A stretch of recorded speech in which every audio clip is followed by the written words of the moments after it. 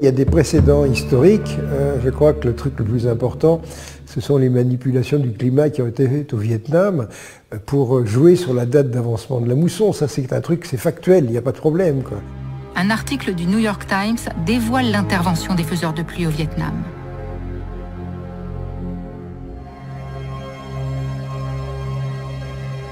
Le Congrès nomme une commission d'enquête.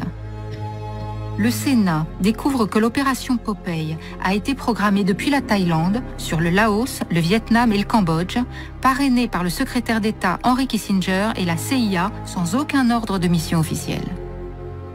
La modification de la météo devait permettre d'embourber les routes, de favoriser les glissements de terrain, de noyer les passages de rivières et de conserver la boue au-delà de la saison habituelle.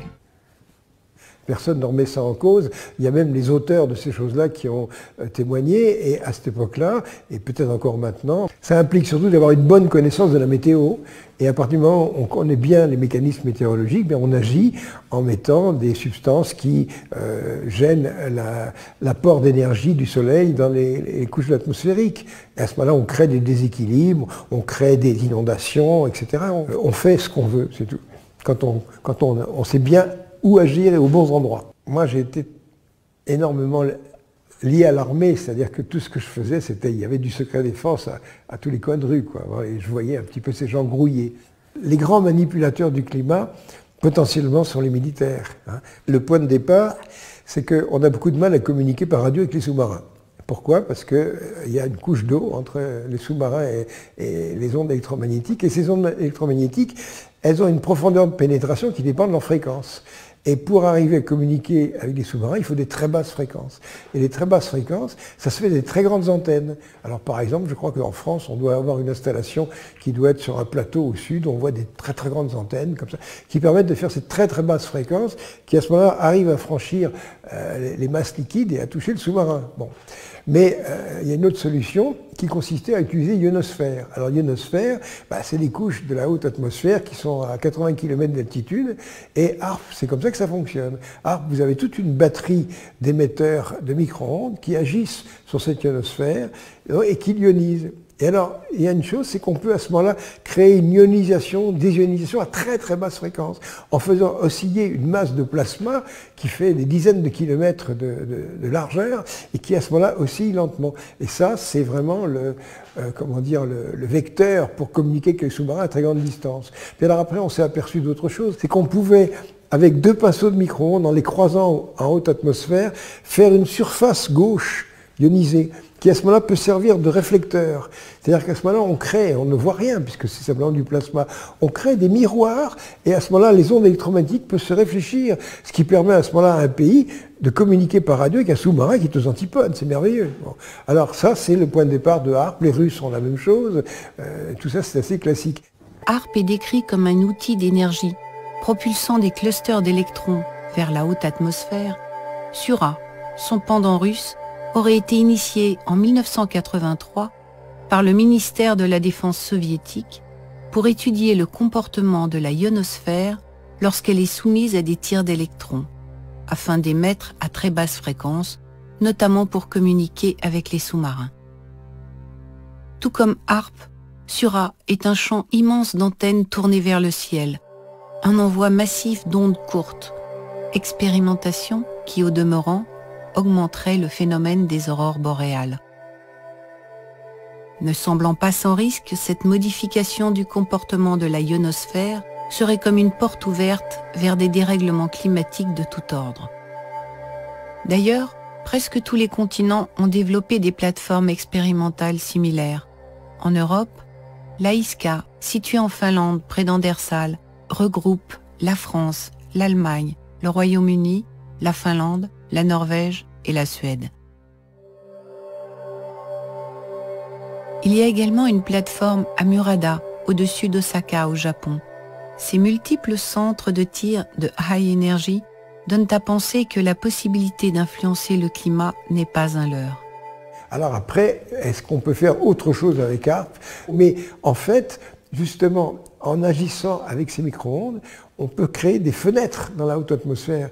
Et c'est là que la clé, disons, l'arme météorologique, ça consiste, dans une région du globe, à créer une région chaude et une région froide.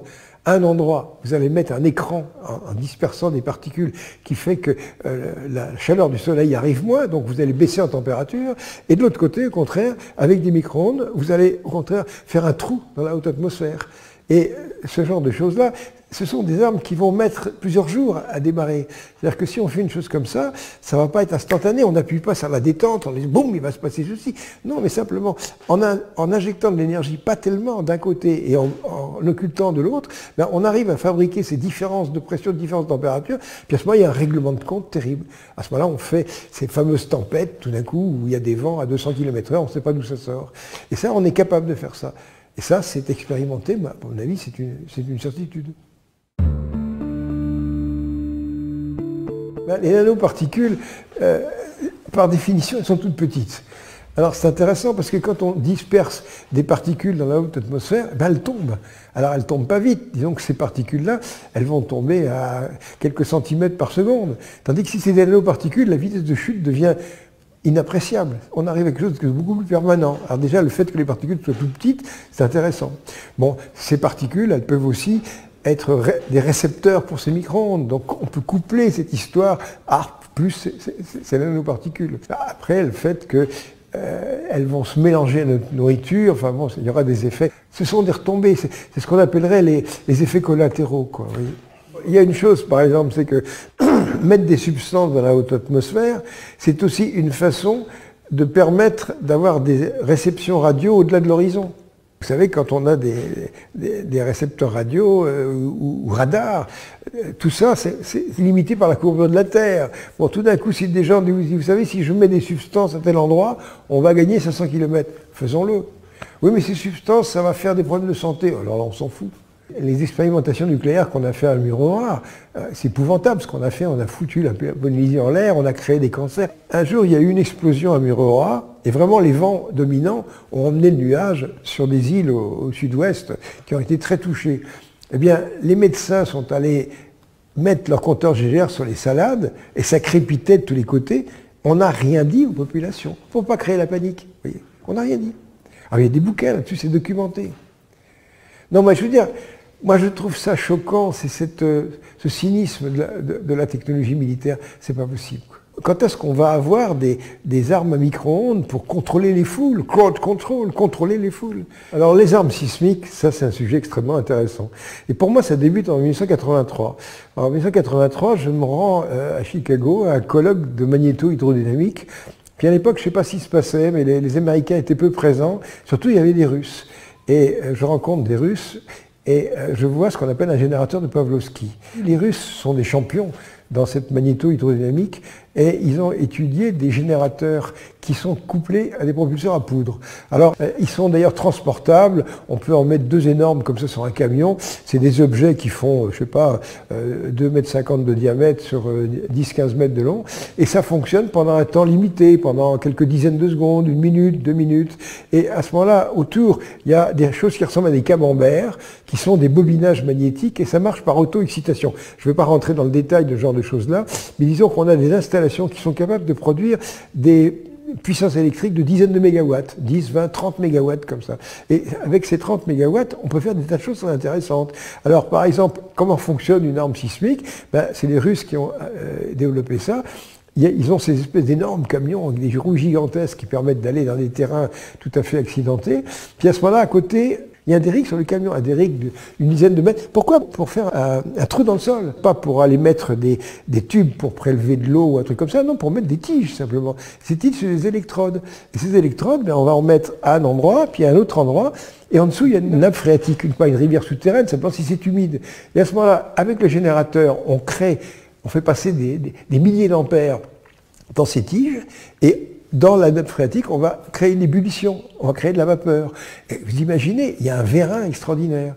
Donc imaginez une couche comme ça, où à 150 mètres, 200 mètres, peu importe de profondeur, il y a une nappe phréatique, on va faire effort sur ce truc-là. On va créer même des mouvements qui sont très faibles, mais si on est dans une zone où il y a une tension, vous savez, les tremblements de terre, ça existe, comme par exemple dans la faille de Sant'Andrea, vous avez une faille et vous avez 2 couches de roches qui demandent qu'à glisser, et tac, Et alors, à ce moment-là, le mécanisme, ça évoque le revolver. Le revolver, vous avez une énergie très faible pour appuyer sur une détente. Et là, c'est pareil. On développe des mégawatts, bon, mais c'est rien du tout à côté de ce qu'on va déclencher. Donc, on peut déclencher un séisme. Alors ça, c'est fantastique parce que quand vous déclenchez un séisme, si c'est une faille, éventuellement, les dégâts vont se faire à 300 km. Parce que ça se propage, vous voyez. J'ai été au courant de ce genre de choses-là dès les années 80. Après, ça commence un petit peu à venir. Mais quand on parle de ça, on est conspirationniste. Comment est-ce possible que des scientifiques, que la technique peut utiliser faire ça? Mais c'est exact. L'armée, c'est son métier de tuer les gens. Et en plus, si on lui propose de le faire en toute discrétion, c'est extraordinaire. Voilà. Alors des armes bactériologiques, des armes météorologiques, des armes sismiques, il y a toute la panoplie, quoi. Et les armes cancérigènes. Alors, est-ce qu'on peut faire des choses comme ça? C'est la même chose que de créer des épidémies. Bon, moi, je me rappelle, il y a une trentaine d'années, moi, je m'étais intéressé à la possibilité d'agir sur le virus du sida à l'intérieur des lymphocytes T4 en agissant avec des micro-ondes pulsées, des micro-ondes à 3 GHz, pulsées en très basse fréquence. Et à ce moment-là, on sait depuis très longtemps que l'ADN est 400 fois plus absorbant que l'eau. Donc si on arrive à une fréquence de résonance très pointue, on arriverait à briser des ARN de virus. Et à ce moment-là, un monsieur qui faisait un peu l'intermédiaire entre moi et les militaires, qui s'appelait Gilbert Payan, il est décédé maintenant, il m'a amené un beau document qui s'appelait Évocation des cancers. Évocation des cancers, c'est un truc qui émanait de la recherche militaire française, une recherche axée sur la création d'armes cancérigènes. Alors vous voyez, si on est capable de créer des armes cancérigènes, on est capable de faire n'importe quoi. Le climat, n'importe quoi.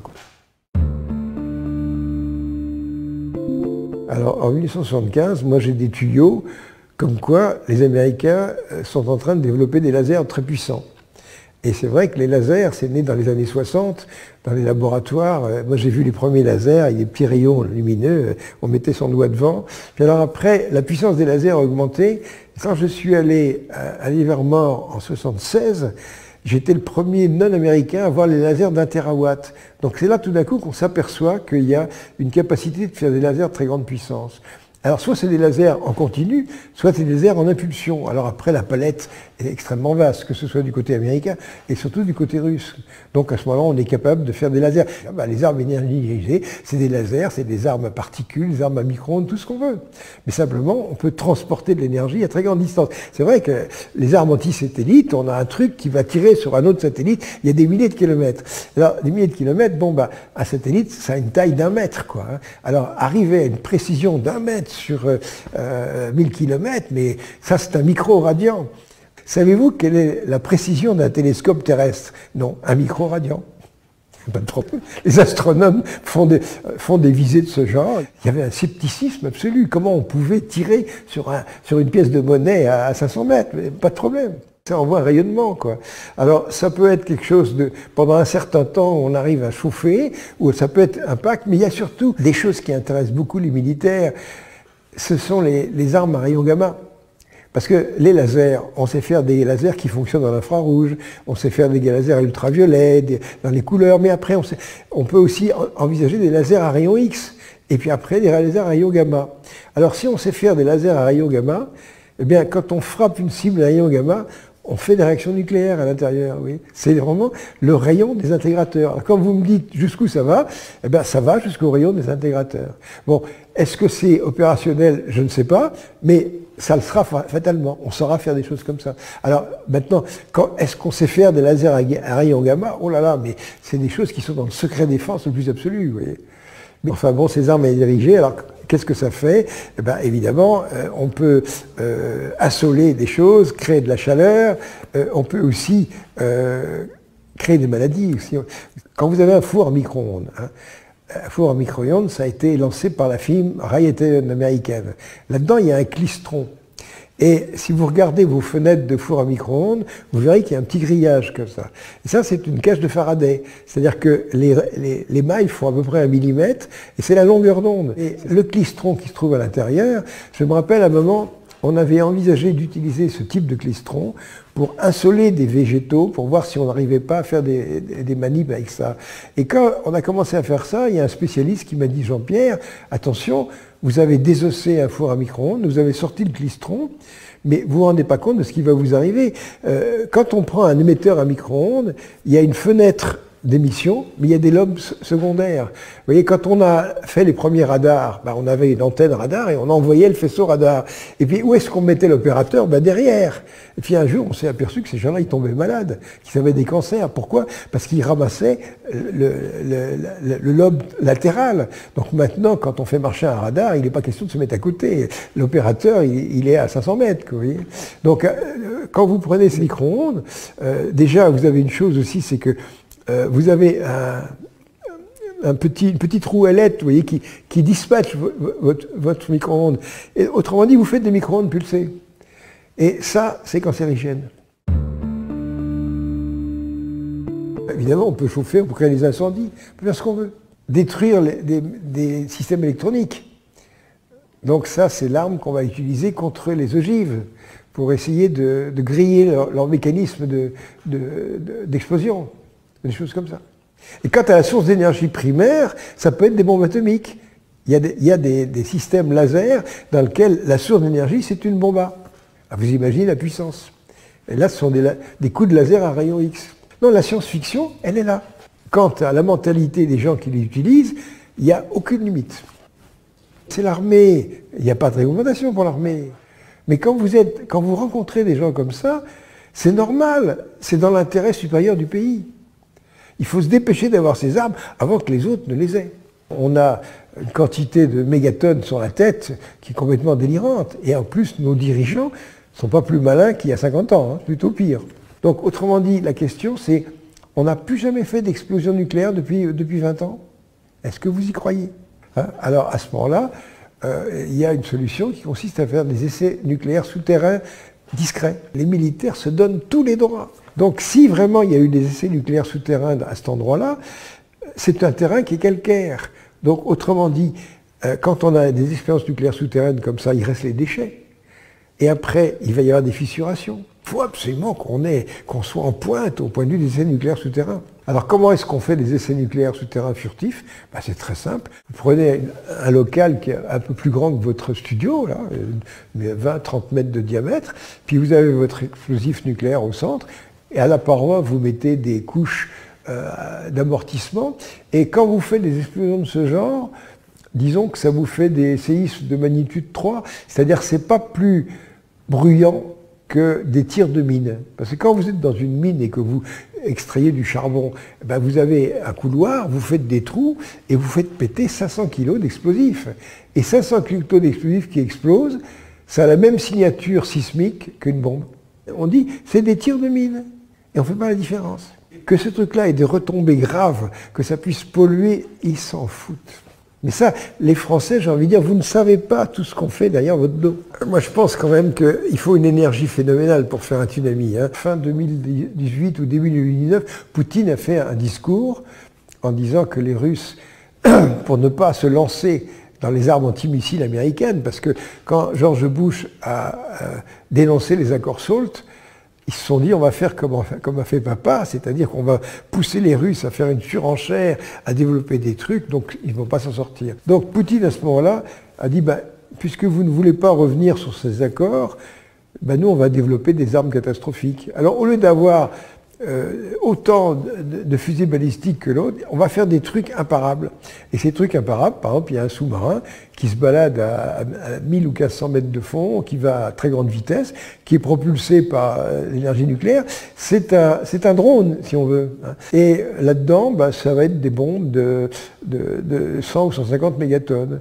Et ça, vous mettez ça devant une côte américaine, vous faites une vague de 500 mètres de haut. Est-ce qu'on peut faire un tsunami? Oui.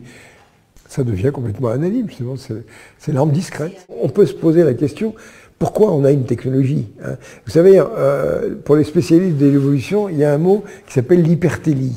L'hypertélie, c'est un dépassement de finalité. Il y a des animaux, ils ont des attributs, tout d'un coup, c'est un handicap pour eux. Voilà, le tigre à dents de sable, il a des dents qui sont tellement poussées qu'il ne peut plus arriver à mordre. Après, vous voyez, ça ne va pas. Bon, nous, c'est pareil.